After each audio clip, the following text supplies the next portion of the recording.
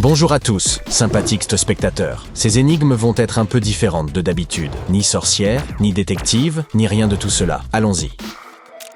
Jetez un œil à cette image. Sur la gauche, vous avez un ensemble de mots. Ils ne sont liés les uns aux autres d'aucune manière. Sur la droite, vous avez un ensemble d'objets géométriques de formes étranges. Votre tâche est de faire correspondre chaque mot aux objets correspondants.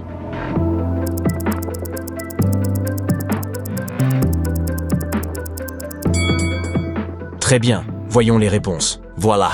Laissez-moi donc vous expliquer. Il est nécessaire ici de rechercher des similitudes externes entre les mots et les images. C'est ce que l'on appelle la reconnaissance des mots. Nous appréhendons les mots dans leur ensemble, et non en fonction de leurs lettres individuelles. Il est ainsi plus facile de repérer les fautes d'orthographe. C'est pourquoi nous pouvons lire les abréviations et reconnaissons les mots familiers, même s'il y manque des lettres. Au suivant. Ici, vous devrez utiliser vos talents en mathématiques. Bien. Devant vous se trouve un véritable trésor. 10 sacs, chacun contenant 1000 pièces. 9 sacs contiennent de vraies pièces d'or, tandis qu'un autre ne contient que des faux grossiers. Une vraie pièce d'or pèse 5 grammes, tandis qu'une fausse pèse 4 grammes. Comment déterminer en une seule pesée sur la balance lequel des sacs contient les fausses pièces? Les balances sont précises, mais vous n'aurez qu'une seule chance de vous en servir.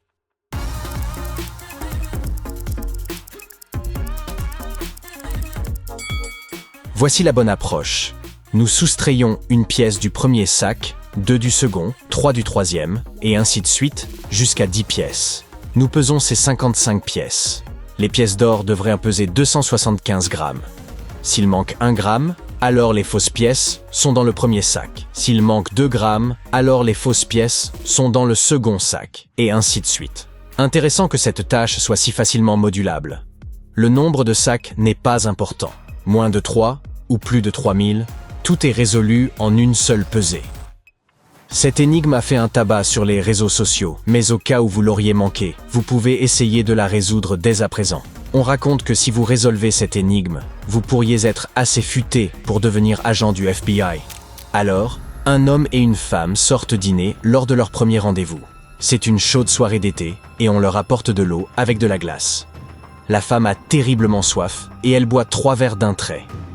L'homme boit son verre en petites gorgées tout au long de la soirée. Plus tard, il écrit à la femme qu'il commence à se sentir très mal. Faiblesse, vertige, problèmes respiratoires. À minuit, il passe l'arme à gauche. La police convoque la femme pour un interrogatoire et lui annonce qu'il y avait du poison dans son verre et dans celui de l'homme. Du poison. Alors, pourquoi notre homme a-t-il été empoisonné et non la femme ?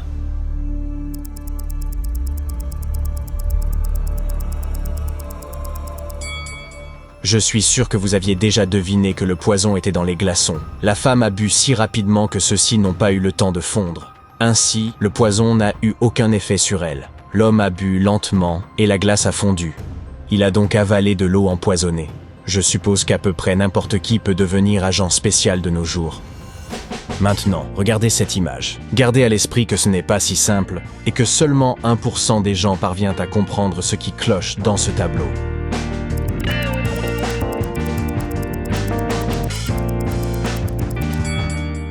Regardez de plus près. La femme en robe rouge à droite n'a pas de parapluie, mais elle ne se mouille pas. 2 pièces valent 30 centimes à elles deux. L'une d'elles n'est pas une pièce de 10 centimes. Quelles sont ces pièces ?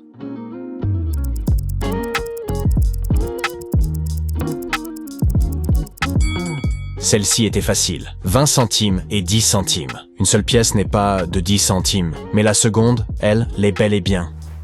Regardez attentivement cette image, car cette énigme fait appel à votre attention. Maintenant, dites-nous, quelle heure est-il sur l'image? Pour rendre cela un peu plus facile, on va vous donner quelques options. A. Il est 5h01 du matin. B. Il est 11h01 du matin. C. Il est 7h du matin.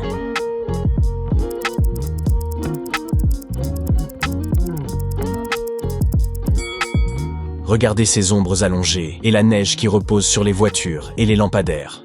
Eh bien, je suppose qu'il est 7h du matin sur cette photo.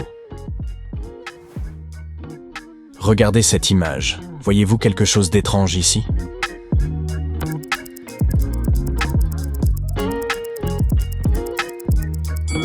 Cette écluse semble être beaucoup trop étroite. On dirait qu'elle n'a été construite qu'après l'arrivée du navire au port. Alice est une mangeuse assez difficile. Elle aime les raisins, mais elle ne supporte pas les pêches. Elle adore la courge, mais elle ne mange jamais de carottes.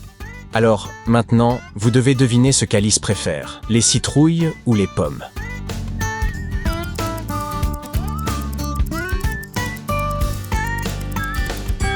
La fille a beau être difficile, mais il y a quand même une certaine logique dans ses préférences. Elle ne mange que des choses qui poussent sur des vignes et des lianes. Elle préférera donc les citrouilles aux pommes. Il y a un commis à la boucherie. Il mesure 1,80 m de haut et porte des baskets taille 46. Que pèse-t-il ?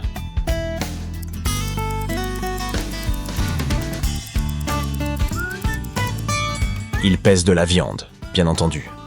Une poule et demie pond un œuf et demi en un jour et demi. Combien d'œufs une poule pond-elle en une journée ?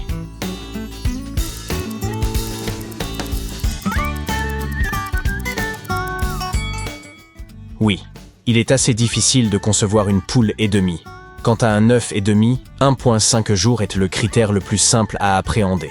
Donc, avec toutes les informations à notre disposition, il semblerait qu'une poule seule ponde un seul œuf durant la même période, 1,5 jours. Mais si une poule pond un œuf en 1,5 jours, cela signifie qu'une poule ne pondrait que 2/3 d'un œuf en une journée. La réponse est donc 2/3 d'un œuf. Un jeune homme voudrait en avoir, mais à mesure qu'il grandit, il n'en veut plus. Il l'attaque avec une lame à la main, mais c'est toujours en vain. De quoi s'agit-il ?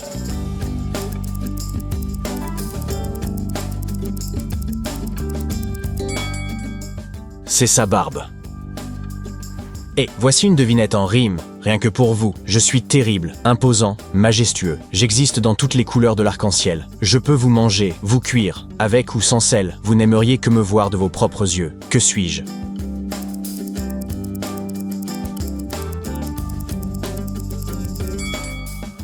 C'est un dragon. La dernière devinette, mais non des moindres. Préparez-vous, car celle-ci va être assez longue. Les deux grands-mères de Charlie veulent le voir chaque week-end, mais elles vivent à des extrémités opposées de la ville. Pour ne vexer aucune d'entre elles, il leur dit que chaque dimanche, il se rendra à la station de métro la plus proche de son appartement, à une heure choisie au hasard, et grimpera à bord du premier métro qui s'y arrêtera. Si c'est le métro qui va vers le nord, il rendra visite à sa grand-mère Erika en haut de la ville. Et si c'est celui qui descend vers le sud, il rendra visite à sa grand-mère Élise en bas de la ville. Ces deux grand-mères sont d'accord avec ce plan, car elles savent que les métros à destination du nord et du sud passent toutes les 20 minutes. Mais après quelques mois de cette routine, grand-mère Élise se plaint de ne le voir qu'un dimanche sur 5. Charlie affirme pourtant qu'il choisit une heure complètement aléatoire chaque jour. Comment cela peut-il être possible ? Gardez à l'esprit que les métros arrivent toujours à l'heure prévue.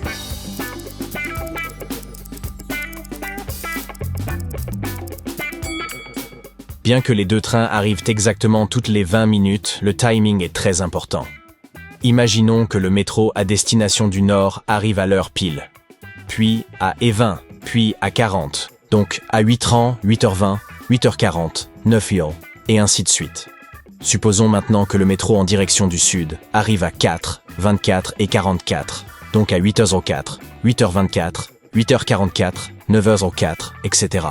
Cela signifie que dans une heure, il n'y aura que 12 minutes pendant lesquelles le train à destination du sud sera le prochain à arriver. Ainsi, si Charlie arrive entre 800 et 8h04, entre 8h20 et 8h24, ou entre 8h40 et 8h44, il embarquera dans le métro en direction du sud. Autrement, il montera toujours dans le métro en direction du nord. Mais comme Charlie arrive toujours à une heure choisie au hasard, et que les trains en direction du sud arrivent supposément toujours après les trains à destination du nord, Charlie rend visite à sa grand-mère Élise assez rarement.